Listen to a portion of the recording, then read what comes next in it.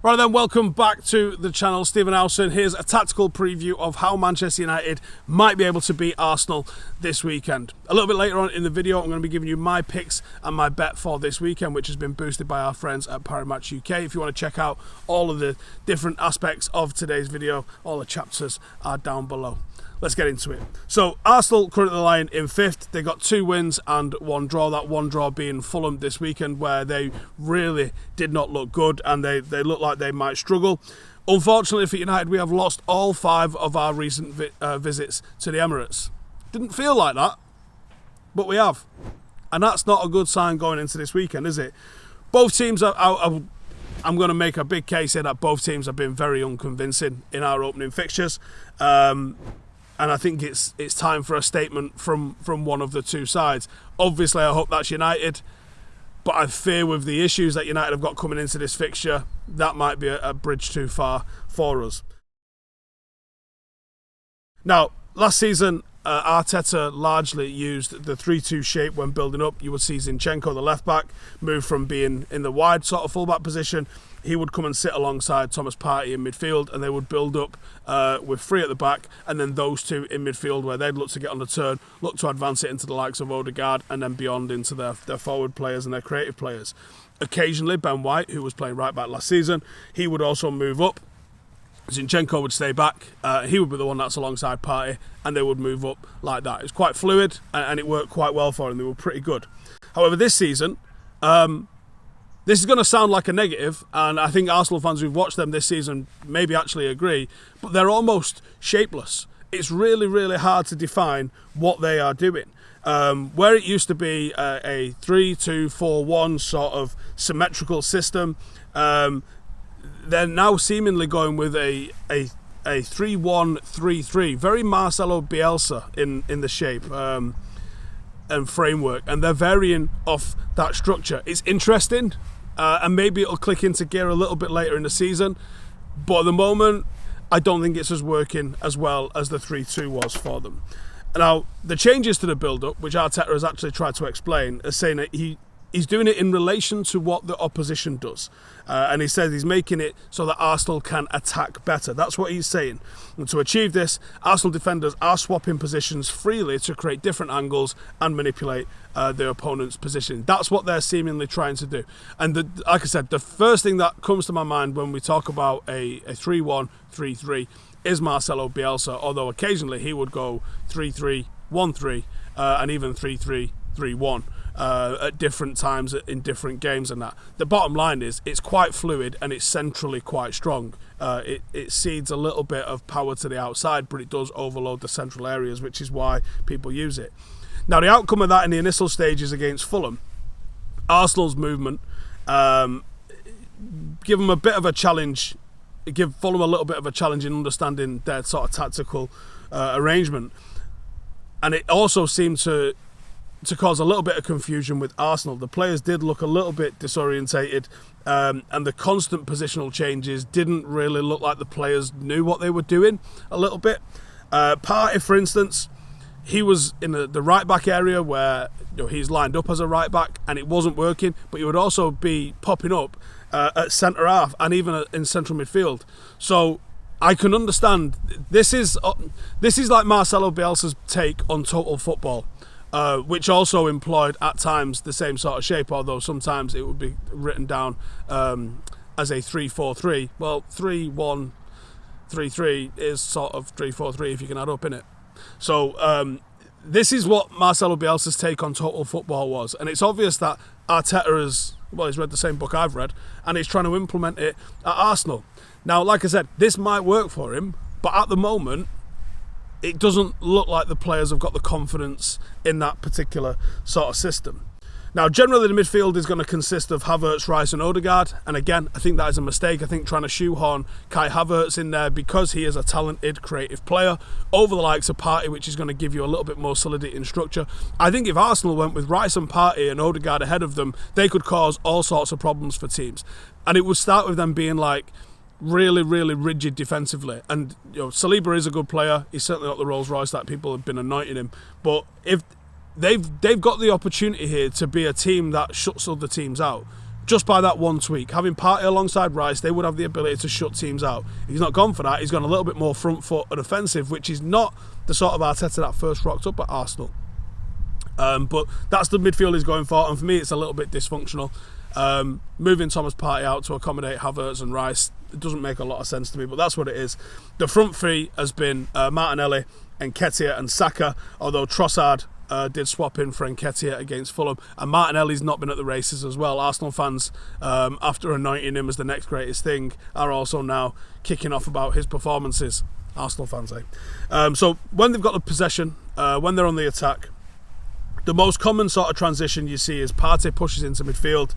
He gets alongside Rice, and that pushes Havertz and Odegaard a little bit further forward, sort of on the same line as Saka and Martinelli, giving them a bit of a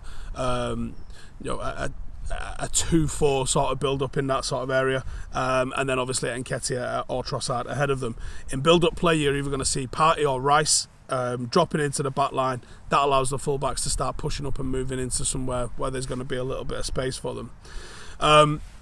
They've had a few issues as well when it comes to this new style of play, when it comes to transitioning into defence. Partey was moving into midfield from centre-half. A pass back made by Saka into the area that Thomas Partey was and previously covering allowed Fulham to sneak in and grab a goal 1 minute into the game. And it wasn't just that mistake happened one time and they scored 1 goal from it. There was a few times where it was almost just confusing watching what Arsenal were doing or what they were trying to do. The setup that they've got is so expansive, so front foot. It leaves their players 1v1, and if someone misses a tackle 1v1, they're in trouble. Now that's the thing that gives me hope for going into this game against United. Marcus Rashford 1v1 in the half space or the channel is going to cause them all sorts of problems. My worry is that he's going to play him down the middle, and I don't think he gets the same sort of space. My other worry is central midfield, where I actually don't know what United are going to do in central midfield. Now I think Arsenal against us will play a system a little bit more akin to what we saw last year. I think Ben White comes back into the team as a right back. I think they go Saliba and Kiwior alongside Zinchenko. I think Partey and Rice, the midfield I talked about, where it gives them a little bit more solidity, with Odegaard in front, Martinelli, Nketiah and Saka. It could be Trossard for Nketiah, but I think it'll be Nketiah. So it'll look a lot more like the 4-2-3-1 that we've been used to seeing. Starman for them, I would say it's Saliba. As much as you got to pour water on any Arsenal fan when they start talking, well, when they start talking football, actually. But as much as you got to pour water on them when they start calling him the greatest teenage centre-half this league has seen, he is a good player, and he is probably their best defender by a country mile. And he's excellent 1v1 when they're transitioning, and that gives them the confidence to be able to push some of the numbers forward and really crowd out the opposition in the box. So he's absolutely vital. If he has a stinker like he had at Old Trafford last year, Arsenal will lose. If he has a good game, he gives them a chance. That's literally what he brings to this team. Now, I'm going to give you my United 11, and there's going to be a lot of caveats. And then my star man, for once, isn't a man who's starting.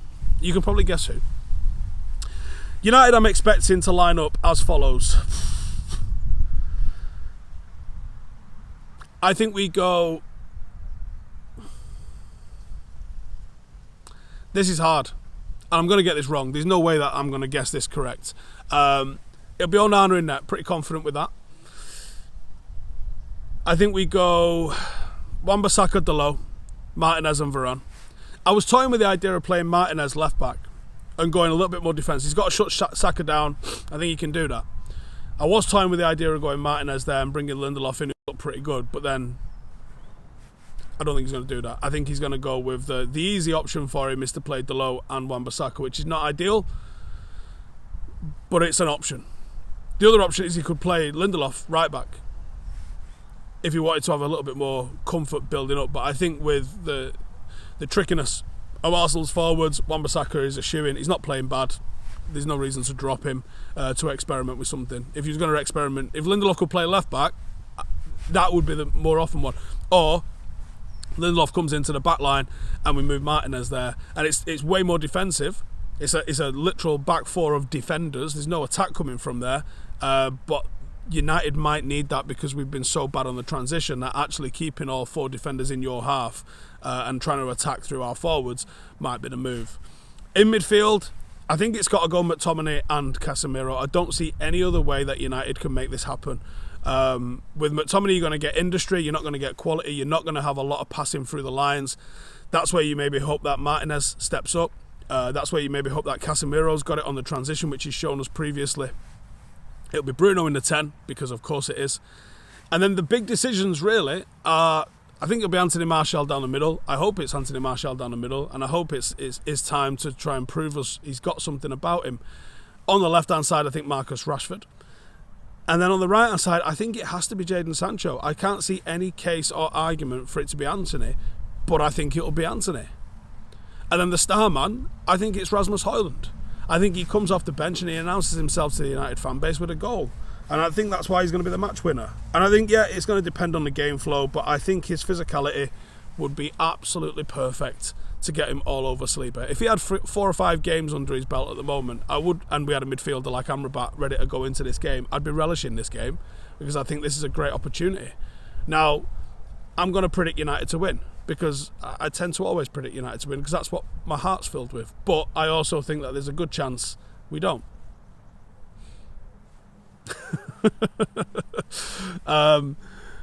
I would take a draw right now. And you take a draw against your rivals away from home. You go there, you don't lose, they don't get a win, and you make sure you win at home. Them's the rules. I just don't know if that's the case. I think the good chance is that we don't win this.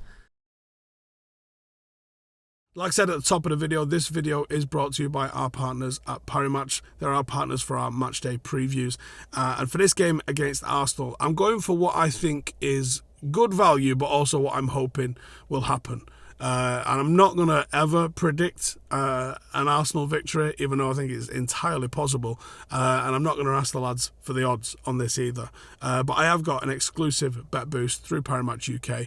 So here's what it is. Here's what I'm going for. Both teams to score. Now, like I said, this is going to be a very, very tight game, I think. I worry for United scoring, but if Ben White doesn't feature and it's Thomas Partey at right back, Marcus Rashford scoring, which is the next part of the bet, which is Marcus Rashford to score anytime. So both teams to score, Marcus Rashford to score anytime. Now, I've gone for over 3.5 goals, which means that we could end up with a draw here, and the bet would still come in. 2-2 really does seem to be ringing around my head, which obviously comes in. If Marcus scores and it's 2-2, both teams to score over 3.5 goals, there's the bet right there. Now, I've got exclusive odds with Parimatch UK, and this bet has been boosted from 7-2 to 4-1. So if you want to get involved on that, all you got to do is click the link in the description. And if you're going to get involved in that, then you got to be aware odds can change. They have a mind of their own. Obviously, that's the way it works. And this isn't a promise of victory, but it is a little bit of fun alongside the game. Now, remember, participants must be 18 or over. And for free, confidential advice for anyone that's worried about gambling, please visit begambleaware.org. Thanks to our sponsors and partners for our match previews, Parimatch UK. Remember, to get involved, click on the link for the boosted bet or tell us what you're doing bet-wise below. Right then, how do we beat them? This is the big question, right? How do we beat Arsenal? Well, I think you've got to be effective on the counter. Prime Ollie ball. Sit back, hold your shape, hit Marcus Rashford as he gets in behind either Partey or Ben White or whoever it's going to be. We need to live up to our reputation as being one of those most effective counter-attacking sides. Because there is enough space and opportunity for us to exploit. Arsenal will default to type, and their type at the moment is to flood everybody forward and try and make it happen. Now, if they do that, there will be opportunities for Manchester United to get in behind. Now, there was opportunities for us to get in behind when we played Tottenham, and we didn't effectively counter. Tottenham pushed up so high, but whenever we got the opportunity, we didn't manage to get the ball into our forwards until their defence had been set. Take advantage of the chaos. move the ball forward directly. You don't need to make 20 passes before you move it over. This isn't a drill. Get the ball down, find someone who can play a ball, Bruno, Casemiro, maybe even Martinez, stick it in the channel, a little bit of backspin on it, nice weight to it, and let Marcus run onto it and penetrate the box. If you do that, you will get shooting opportunities. It's whether he's brought his shooting boots or not. Anthony Martial linking up on the halfway line, dropping it back down for Bruno, who up back, basic shit, man, up back and through. Bosch up to Martial, down into Bruno, and then spin it in for Sancho, hopefully, or Marcus Rashford on the other side. That's going to hurt them. Clog up in between the lines. No team takes as many touches as Arsenal did last season in the opposition penalty box. That's something that they do. They want to walk the ball into the net. So clog the lines up. Get men behind the ball. And that's kind of why McTominay's in there. He's in there as a bit of a defensive shield. The ball goes in the air, he'll deal with it, and he does do an effective job of sweeping up and mopping up in those areas. He's also got a bit of a long-range dig on him as well, so if he does start, it might be worth looking at what the odds are for him to go and get an anytime goal would be, because he's got that in his locker. And then I think you quiet Saka down. Saka has got the potential, especially if it's the low, to absolutely raid down that side. And if he does, United are going to be in trouble. So you're going to have to ask Marcus to help out at times, but at times he's going to have to go 1v1 with him as well, because our outlet will be Marcus Rashford. So you want to see Marcus maybe 50% of the time double up, make him think that Saka's not the option that they think he could be, and then sometimes cheat and go and wait halfway up the pitch waiting for that counter-attack. But I would say the first 15-20 minutes, double up every single time. Double up every single time. Don't let them know that it's on the cards. And then try and use your pace in behind as and when that opportunity comes. But that's it. Be disciplined and try and hit them on the counter. There's nothing wrong with counter-attacking football. Jose Mourinho said it once. If you don't play counter-attacking football, you're stupid.